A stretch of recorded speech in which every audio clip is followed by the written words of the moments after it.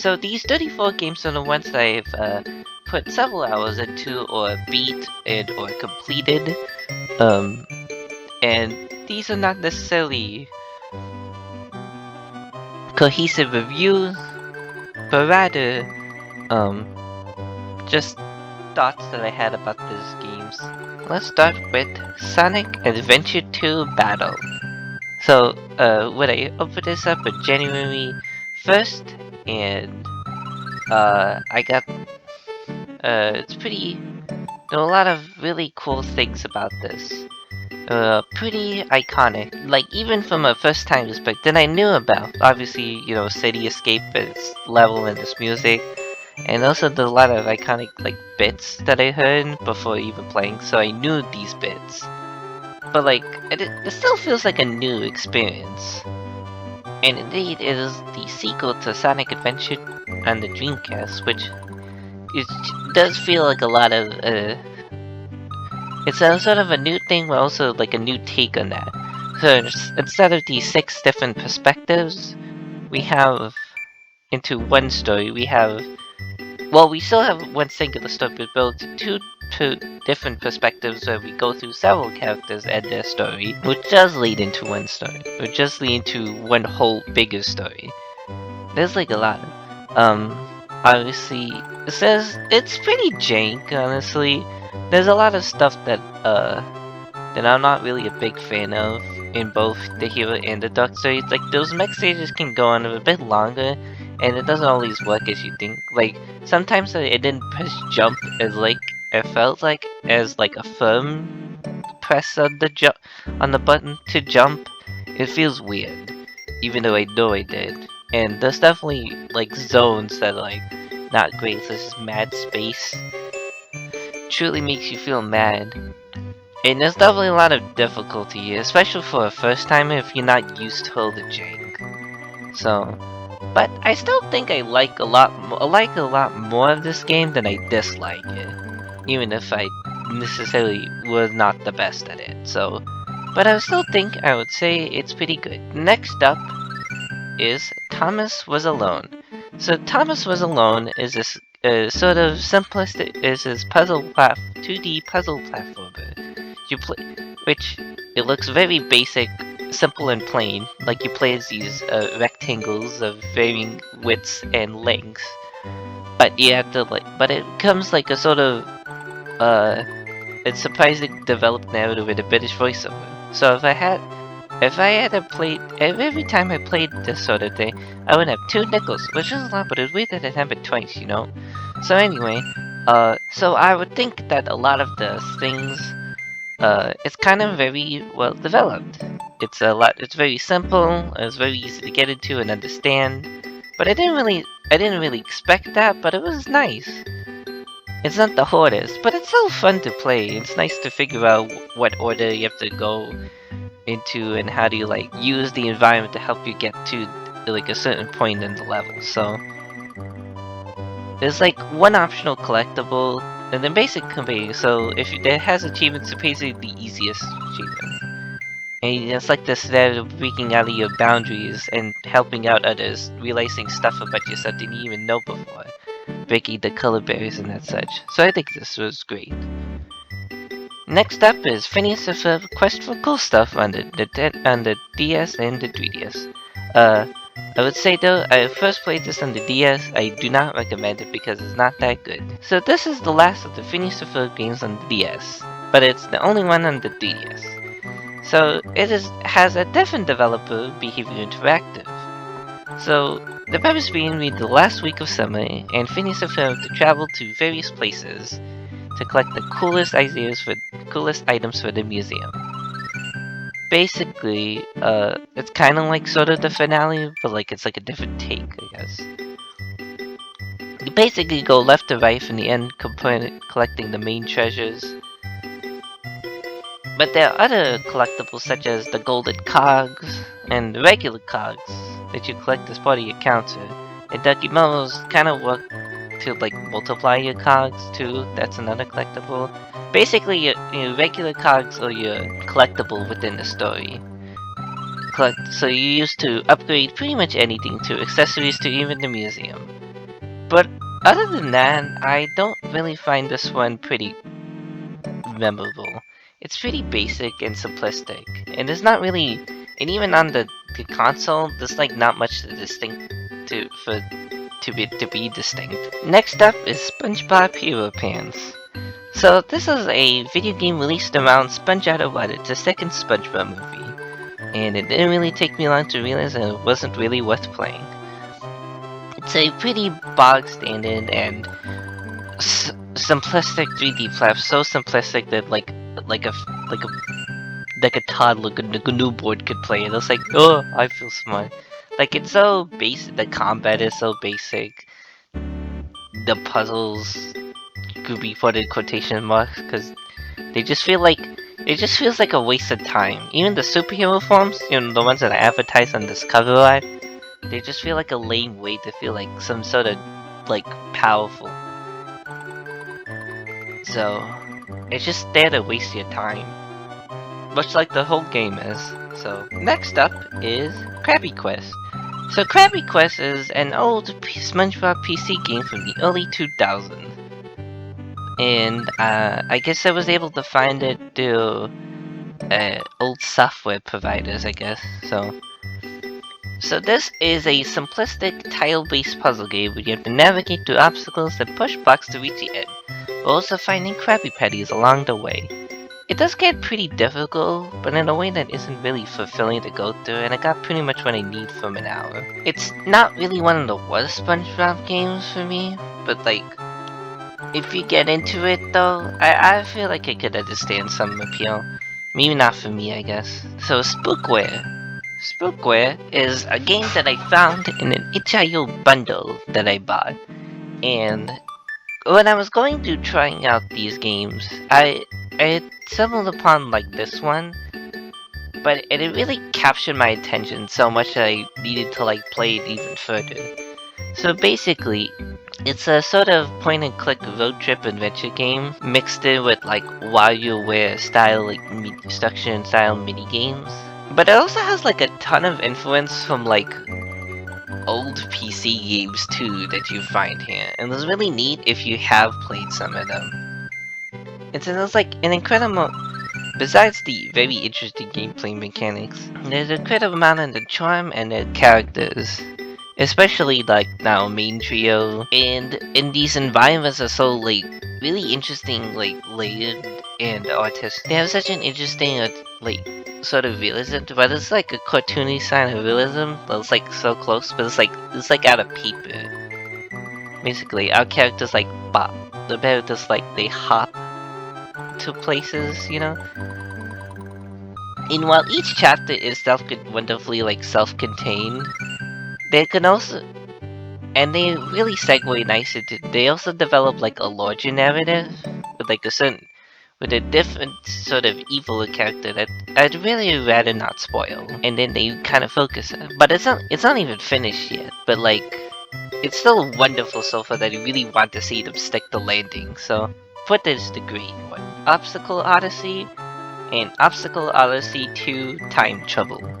So these two games are pretty like identical to each other, like, so they're kind of basically the same game. So Obstacle Odyssey are these sort of monkey ball-esque like platformers, and with these sort of like horrifying like 3D models of the characters, especially in the first one. Like if you see footage, you like probably know if you ever played this. And it's honestly not the worst thing in the world. They're like a decent bit of challenge, but they're like identical. They aren't the hardest things in the world after like several tries, but it does offer some challenge. It's not amazing though, but you know, compared to like a few of the others that I've played, yeah, I think I definitely do like these, I guess. I do like these two games, so I guess good at least? I don't know. So, next up, more SpongeBob. He got SpongeBob Squarepants on the 3DS. So, speaking, oh, I did mention WarioWare before, but I guess we literally are concerning ourselves with WarioWare, because it's basically a WarioWare clone. Not really a lot of WarioWare clones from now that I think of it, but you know, it is extremely simple, and he does use your touch, and does kind of use the touchscreen a lot, but whatever is here, it stands out, but you know, visually, it kind of really does stand out. They use the various different art styles and aesthetics. They're like very varied in like their sort of difficulty, and they have like it's very varied. I would say like all of them mostly work. All of them work. Almost all of them. Like some of them are like a bit finicky. There's like a game with like tilt controls, and they don't work the best. And yeah, it isn't necessarily like okay, but it isn't necessarily like a lot to this game. Like, not at all. There's like patchy cutscenes at least.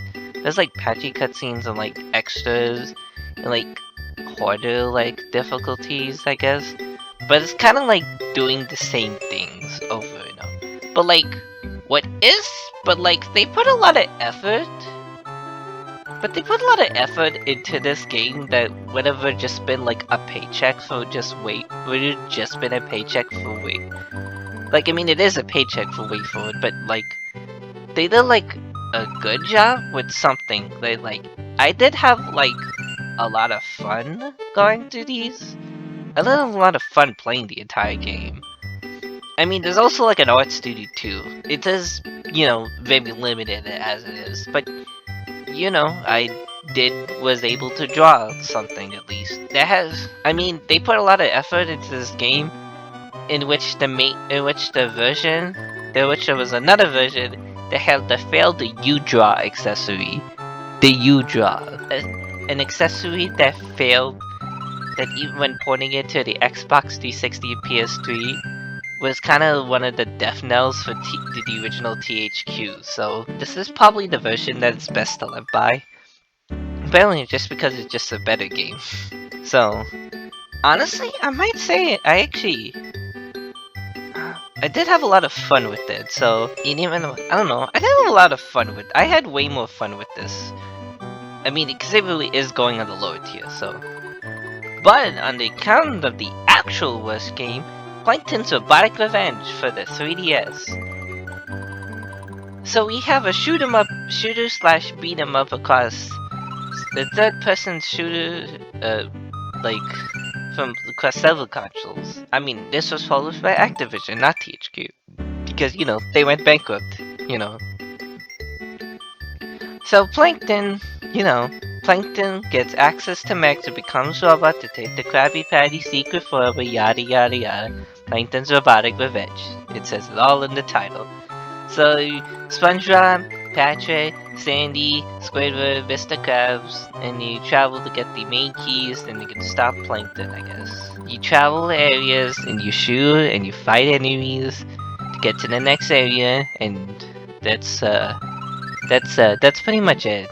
Nothing else. Nothing else.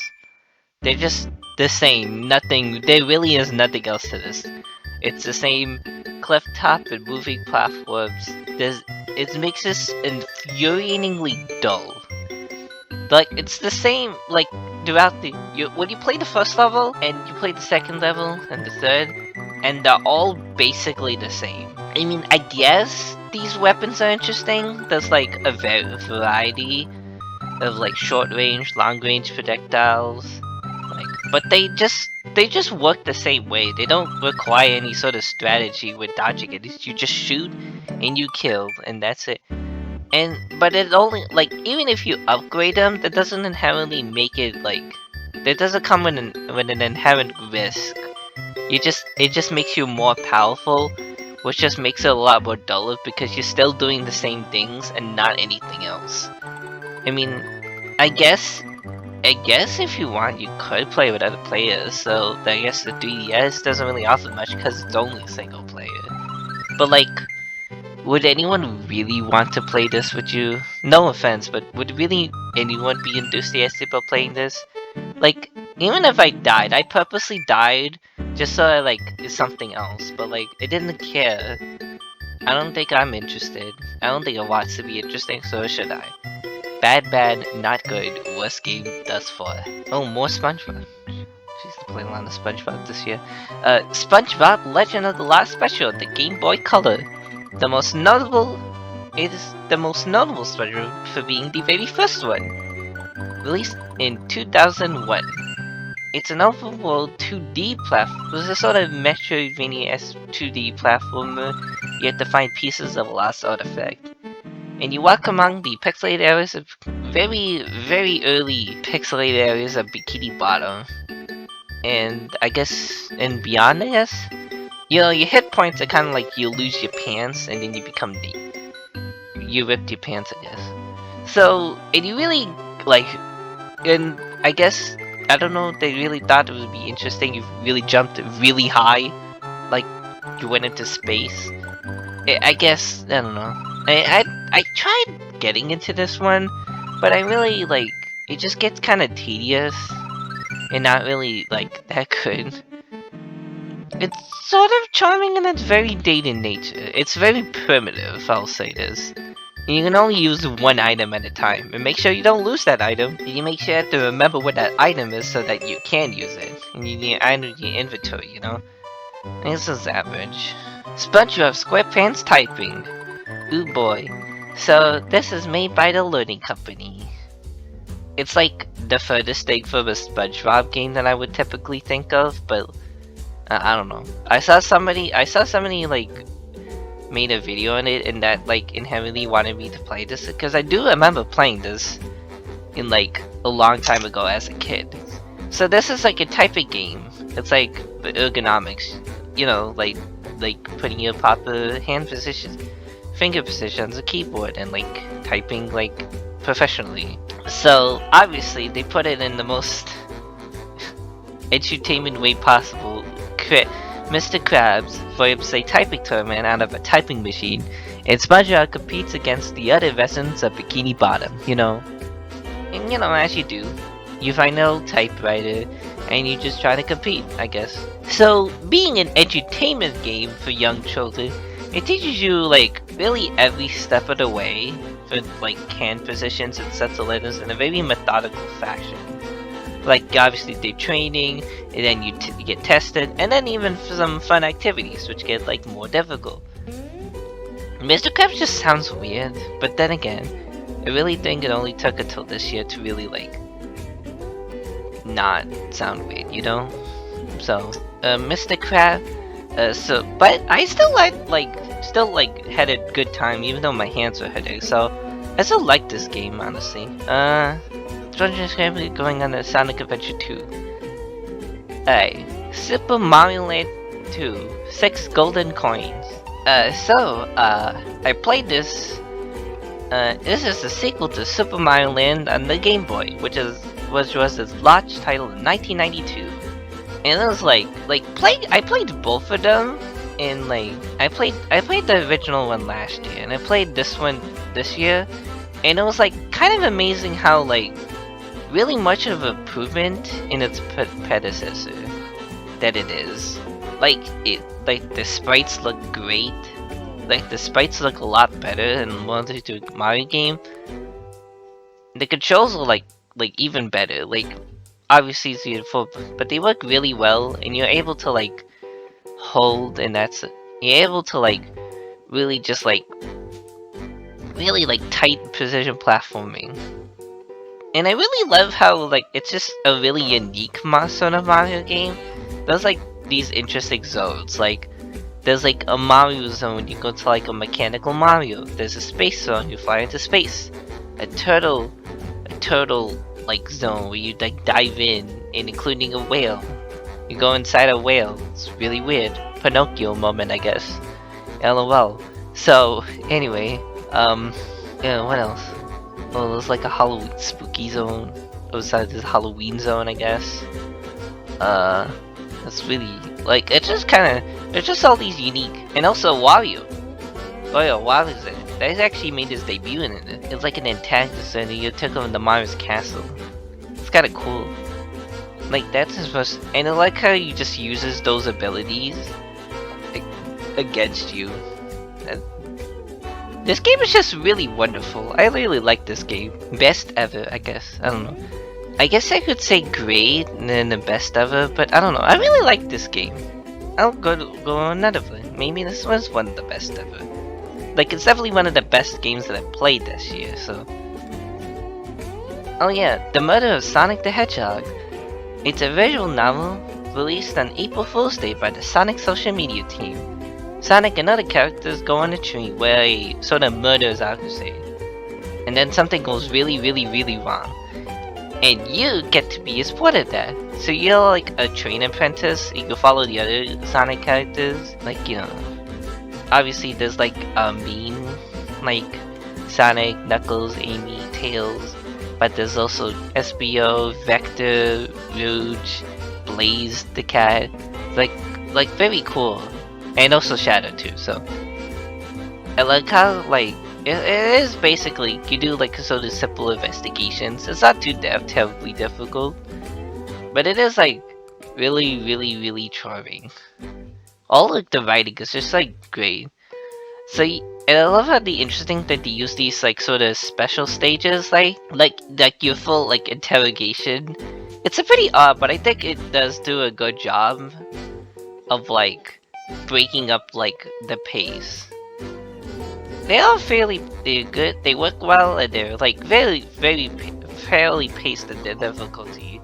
Like they get a lot more difficult the more you go on, but I like that part. But I like this whole game. It's just really, really charming and really great writing from all characters. It has a nice twist. You can voice all the characters, but or if you want to have a more enhanced experience, you could like have a group of friends voice them. But it's still probably one of the best other games that I played. So, I mean, I'm not sure if I'm like ranking all of these. That's like kind of a bit hard, but you know. So, I don't know. Fall Guys. So, this is a multiplayer game that I've like played like a lot more times, often with like friends.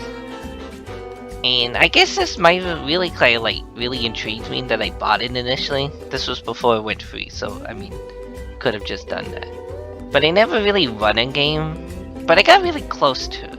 But I don't know.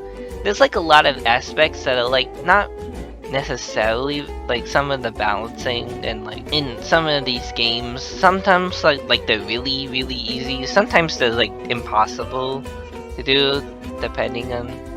Not all games are like created, not all games are great, but regardless though, I had like a really good time. So I played like with my friends, and like I was able to just like really have like really wholesome conversations in them. So for like a social experience, it kind of was really that good. Maybe the game itself isn't that, maybe the game itself is at least good, but I don't know, I think this game really did like have a positive impact even if I stopped playing it. Next up, we have Bloody Hell. This is a roguelike, a free roguelike on Steam. You play as a dove fighting through little hell to kill Satan. Kind of epic, honestly. It's like, it has some interesting mechanics. It's more for like a top-down perspective, and you can like, such as like jumping from platform to platform, and you can also like quick travel through. And honestly, I don't really know much about roguelikes, so, but I didn't really get that much enjoyment out of this. And what it's saying, I don't say it's necessarily bad. It's just kind of like not really my thing. But if you're able to get into it, I probably, you know, you'll probably be able to enjoy it. Now, but on the topic such, here's a platformer that is my cup of tea. Super Kiwi 64. The same developers and team behind Sayatro, MacBat, like, you know, MacBat 64, Tori 3D, and Tori 2. And they kind of like expand the aim from like these lot of linear bite sizes to, well, it's not something like a little larger than before. It's more based in exploration, and like they're still bite size. Like it's not gonna take you that long, but it's more like larger and like these larger environments. But they're not like so like expanded. It's just like small little like worlds that you could traverse around really quickly. And it's like very casual too. Like there isn't really any urgency. You're just kind of like run around, you can glide, you can cling onto any wall, like any wall, like even up to like a skybox, and you can just collect stuff. It's like a sort of serene environment. It's very well done. And you can just like easily like pick up and play, and you'll just be able to like understand what you have to do. Even if you haven't played it for a long time, you've played it so many times, even if you like haven't played, even if it's your first time playing it too. So honestly, definitely great. Now, what I meant to say by best ever, I mean the best games that I've ever played this year. But like, honestly, you know what? I might move this over here. I don't know, that might be one of the best. Like, the more I think about it, the more it's great. And, speaking of that, we have another 3D platformer, Lunistis. Lunistis is a speedy. This is a more different kind of you play as a, it's speedier. It's more linear, too. You play as, like, a fox in this simulation. You think, like various environments, such as, like, beach levels, like a shrine. Like, it's more of a backdrop for the platforming. It's like, your default looks like, you're basically running, that's like, as your default, and you like have a short range attack, but it's mostly like obstacles in these environments. But there's like a great sense, like, a flow of it, like you can go like really fast. It's really fun to go really fast, but it's also really fun to just like walk through these environments too. There's even more obstacles, but I really love these sort of, and you can collect those notes. You can collect every single like sort of these cranes, and then you find like a sort of bonus part, but it's like a bit hard to get to, and you find these interesting notes of like backstory. It's really easy to get a hang of, and it's also like great to like, if you want to like put your own personal best time and like master the challenges. And the interesting thing, you really get to like, the interesting thing is like you can unlock the other kits from the other interesting games, such as the bird from the the Toy games that I like briefly mentioned.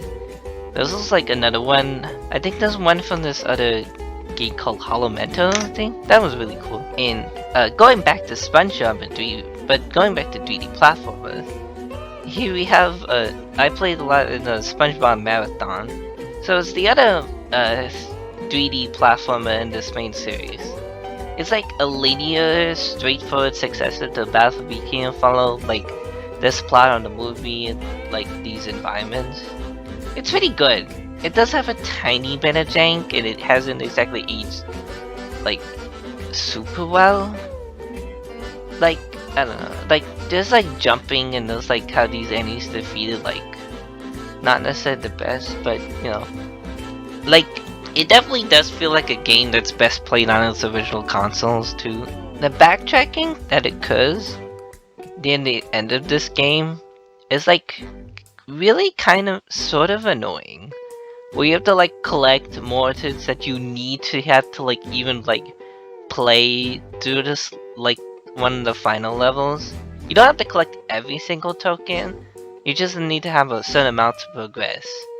But you like pick and choose which missions you beat. But still though, I don't even think that should have been mandatory to like, I get like collecting stuff is like important, I guess, the collectathon, but those collectathons not really a present part of like the main objective. It's just kinda like getting to the end, or like doing a certain extra task. So basically it should be it. But I mean, it's solid. I'm not really sure about revisiting it because of its appeal.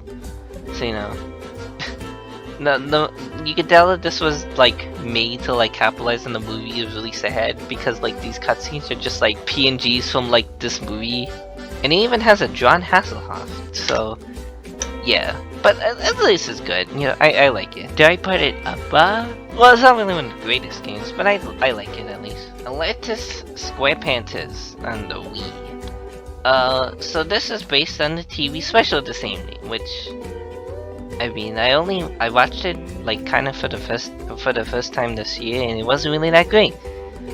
And neither is this game that. So we basically have like a mini game collection where there's like different gameplay styles.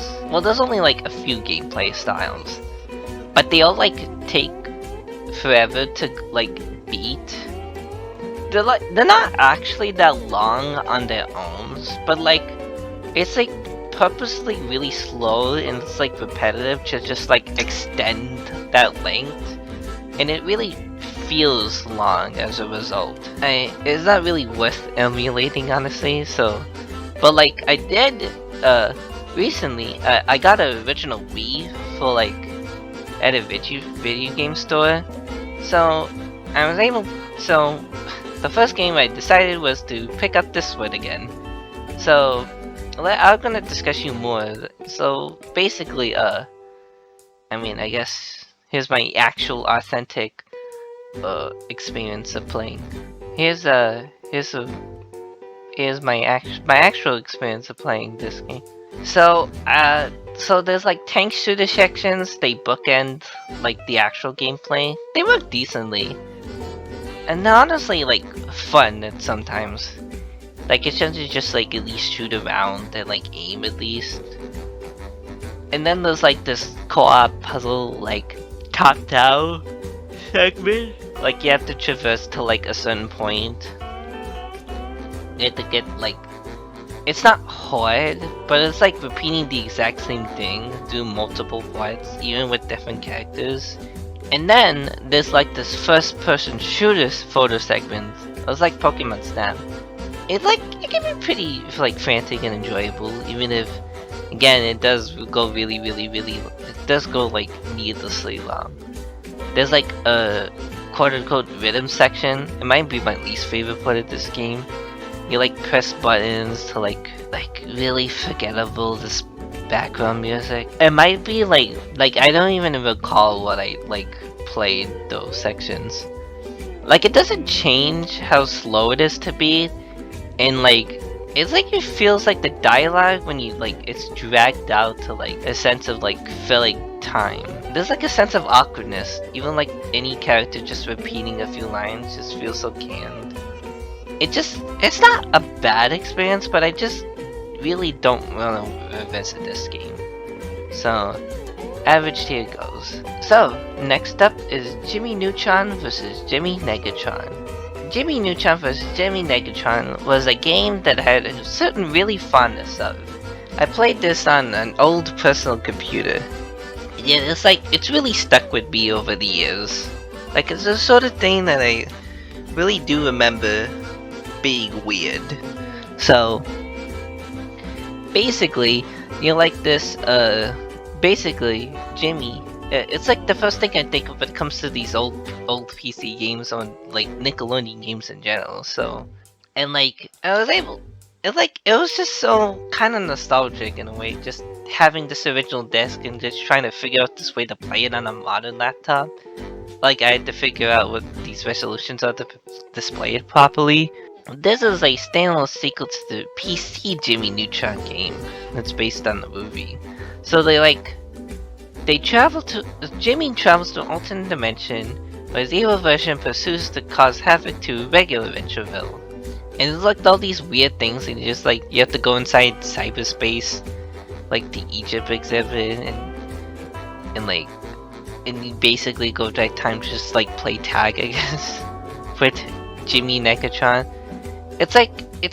But the interesting thing, it's like it's like 3D platformer with like tank controls. It's about as weird, but it's also like strangely nostalgic. Like I know how to navigate through this. I could say like it holds up pretty decently. Like it has that essence of the humor, like this character, but I also like it is pretty enjoyable for kids. So honestly, I mean I still really have this whole fondness experience, but it naturally put better games here. You know, naturally. Let's move on to Sonic the Hedgehog 1 on the Genesis. Now, okay, so the specific version of this is the Sega Genesis Classics on the Switch. So it's like one of the most ported titles. So it's like has a tiny bit of input lag. It just requires firm presses, you know. But like regardless, so it sets up what Sonic Hedgehog is basically about, like 2D side zone that's based on speed and momentum. And it really does like start off great. Green Hill is just justifiably iconic. Like it's one of a music and level design. It really does teach you like the ropes of how like these games kind of work. And I guess when it comes to the other zones, they vary in quality. So Scrap Marine Zone, Spin Yarn Zone are pretty good. Starlight Zone is okay, it has some problems. Momo Zone is like really slow, it's not really interesting. And Labyrinth Zone is just really painful. The water just like slows you down. It's overall like pretty average, not each the best I guess, but still I guess you could play it. And let's move on to more Sonic the Hedgehog 2. It follows along the first gameplay and basic framework. Basically, introducing Tails the Fox. They can fly and then glide with you.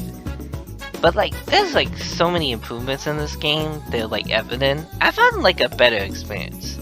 But like, I feel as though I'm really close to reaching what these classic games could actually do. I like these special stages. I'm not sure if there's input emulation, but like I had a really hoarded time. I don't know, I just like feel like it wasn't really as precise though. But I really like a lot of these zones, even if like, I liked it better though. There's definitely a lot of elements that I dislike. Maybe like one of the final zones is not really that great with those grasshopper enemies and that such. Like it kind of feels more like a maze. But it is neat for having Chaos Emeralds and Supersonic. So I collected all of them, and it was great. It was a really great experience.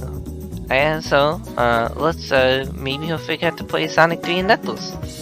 So overall, I'd say it's pretty good. Next up is Phineas and Ferb Day of Doofenshmirtz for the PlayStation Vita. It released on a failed handheld. It released several months after the original series ended. So, Virtual Toys, developed this, this comes after their porting PSP experience with Across the Second Dimension. It like has a sort of new art style, but like, it kind of like really does look good on this handheld. It's like it's like a little souped up with this PSP. It is also a third-person shooter, and the basic premise of this one is, they make a monster truck for this valley, but it's unfortunately turned evil by Doofenshmirtz's machines, as well as all the other machines like get like evil. So basically, you have to stop all the machines and parry too. So this is a sort of basic platform that's focused on upgrading weapons and beating large hordes of enemies. It's pretty alright, except there's like one sort of problem. You're not the fastest person. You have a dodge, but it doesn't really increase your speed other than your weapons. There's like one other boss other than like the monster truck in these levels, in the toy store level, and you fly. So like even if you have a dodge, but it doesn't really increase your speed, so it means you still get hit a lot, and you can like die pretty often. You fly in a plane, you shoot. As parry, you can still like fly in a plane and shoot like Star Fox left to right, and then fight monsters in the lair, including like the coolest boss, which like changes your environment. You can like in the main menu, you can just tap the touchscreen and just blast enemies. That's pretty cool. There's like a shooter, like arcade cabinet. There's also 2 costumes. But the interesting aspect is like the weapon system. You unlock weapons through collecting coins and the batteries. But the main thing, you buy the main weapons, you buy the other weapons through the blueprints. So it's kind of weird. So you buy these blueprints, you want to unlock everything, you have to like grind for a lot.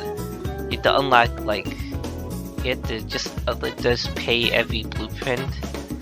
You can like keep this base weapon, which has like, you can keep this base weapon, like it has like infinite ammo, but it has limited power.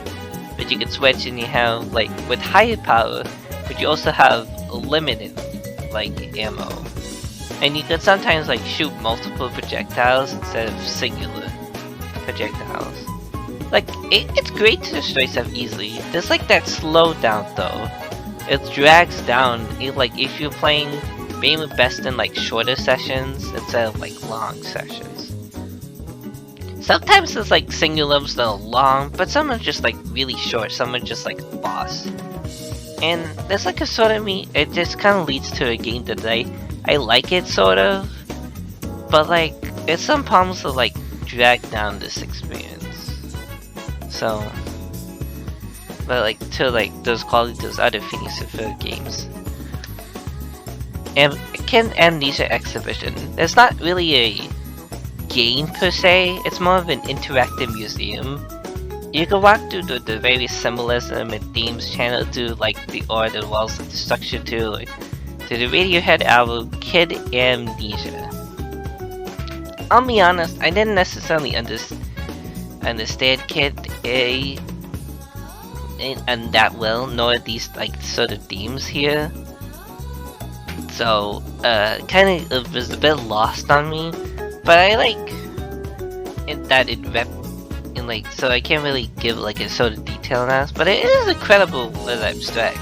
You can definitely try for free if you have the Epic Games, so I could definitely say like if we're talking about pure artistic experience, I think this definitely goes to the top. Like really get much out of it, I guess they did. Baldi's Basics Plus. So I know this because Markiplier played it. So it's like those parody of those old arcade edutainment games like Sonic Schoolhouse or something. I guess this Plus version has more like modes and mini games. Kind of like collect all these notebooks and solve problems for him from Baldi for free. I assume does something.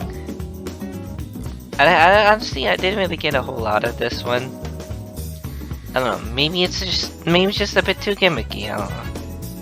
Definitely wouldn't call it bad, you know. So I guess it goes to average. But here's a bunch of shorter itch.io games. So here we have Cat World. It's a sort of atmospheric dream horror. It's like a 3D platformer too. Kinda cool, like neat whole thing. It's just like, it's a really short demo. It's just like one guy, very low poly. It's like, it's kind of maneuvering through this darkness and stuff behind all these interesting themes. I didn't really get too far, but it's nice. I'd say it's good. Alright, Last Bus Home. It's a very brief horror game in which you like wait for this last bus home. So you can either take, I don't know, it doesn't really take you that long to beat. Like you could just do or not do something. You could either take the bus home, miss the bus, wait by the guy who could kill you, get hit by the bus. You know, that's something. It's at least good. Like it's a very unsettling experience, but I think it does well. Say it's good, well, make sure it's closed. It's a micro horror which you take a snapshot of a fear of closing the garage knife or something getting in. It does scare you. For that, I think it's pretty effective. So, I don't know. Short Start Survey? So, Start Survey is another small horror game which I just found at the itch.io store, which I take a survey on your laptop in your room. You are like really the player. You are really the player. You're the one taking the survey. Like I love that this is a horror that develops when it gets more specific and more omniscient. And the coolest thing, it actually like accesses files on your computer as like an important item. It's like part of that horror effect. And then boom, you get transferred this guy. It's very effective. I'd say it's great. And next up is Vemba. Honestly, my favorite game of this year, honestly. Now, we're talking about favorite games that I played this year, I guess. I'll reorder them here. So, Vemba, it was not something I was actively anticipating, but I found randomly, and I really wanted, when I streamed, I guess, I was looking up games that I could play through Food Week, and it was hosted by one of my friends that like I streamed when I streamed. And honestly, the experience of it was like one of the greatest experiences I've ever had doing that. But then not only was it like very active, but like it was kind of just being able to witness and like showcase what this game was about was like kind of eye-opening. So this is a narrative puzzle cooking game which you play as an Indian Tamil mom with an immigrant husband raising a child in Canada. And basically it's kind of like telling the story through like the cooking and those cutscenes. You could say that the cooking puzzles aren't important in this main story, but like they kind of are really, really important. They tell like a sort of intergenerational story between like cultures, like in Western and Eastern. And now people like, you know, like even if you're very Eastern and very traditional family, you try to like stick closely together. Like just stay as like family. Both like extrinsically and intrinsically. But there's like a struggle to like maintain that within the middle class. Just like you're just struggling to just get by, not feel separated, not feel like it's like it really just packs that emotional punch. And it really makes you think, and like about like you know, as a kid you don't really like your culture is just like take it for granted until now, but you're like not really sure how to like feel like you belong and really respect that culture unless you actively like look for it. And even so, what makes you guilty? Like you should have looked at it before. It's like it's really hard. It's that you like it really does resonate. And it really feel like it resonated with the people like really who made it, but also like kind of like of my skin color too. But the puzzles like regardless, even the puzzles great. There's hints that are like really like interesting in a way of being obscured. It is also like sort of visible, and like the food looks absolutely delicious. This is like by far the best one, hands down. The Typing of the Dead. Here we go. So here we have a Halloween related game. I just wanted to be sort of approachable. So we have an arcade zombie shooter game originally, and then it's converted from a gamepad to a keyboard. So you have to type letters, words, and phrases to shoot zombies and horrifying monsters. Yeah, I had a pretty decent. I had quite a good fun here. It's pretty intense and speedy. You progress by the skin of your teeth. But like, I feel sad to at least come close to like at least beat the entire game. It's very late 90s, early 2000s, but it's very good. Super Mario Bros. On the NES. So it's one of the most important games of all time, and it led to the popular Nintendo and the home consoles. After from their transition to the arcade. And it's not the most well-aged game. I think it just comes from like really odd controls, like it's building momentum, it's like firm jumps, and like it's just kind of like blatantly just like copy-paste like these assets and enemies. But obviously, you know, being a game from 1985, to kind of expect that. But I kind of did it mostly fair and square, you know. It kind of used like a warp, but it still had like a difficult time at least reading it. So it's kind of like, you know, above Sonic, kind of like his age as well as Sonic Hedgehog. And finally, Tori Jolly Jam. This is a short free teaser for Tori Saturn. It was released like only a few days ago. Beyond this demo, it takes only a few minutes to like play, beat several times over, and there's like, and it really does showcases these elements in Tori Saturn. Like there's like a secret sound too. It's like more Sonic like momentum based in the homing attack. It's like speed. And honestly, it's like really replayable. It's like some better than some actual full length of these games. You know, at the beginning level, you can like beat the level as Tori and these other characters as well. You'll look like sort of these presents here. That was like the main thing. Like it's like a night style mini game. It's like a demo for Kirby 64 like game. It's like a small pixel-based like RPG. Like you buy ice cream. It's pretty cute. It's like a celebration of this like what we've done so far. But I can't wait to see what other things will accomplish in this future. Great stuff. And there we have it. 34 games ranked for, I guess, put on the tier list. We have 6 games in the best ever, 6 games in the great, a whopping 12 games in the good at least category, 8 games in the average tier, and 2 games in the bad not good. So basically, I played the majority of good games. I played at least good games this year. So, I at least like had fun playing games. But anyway, thank you all for 2023. Thank you all if you ever watched. Thank you all for listening to me and sharing my thoughts with this. And I kind of hope to see you next year. We'll play even more games. And trust me, I am planning on that. So, have a good night, y'all. Beep beep.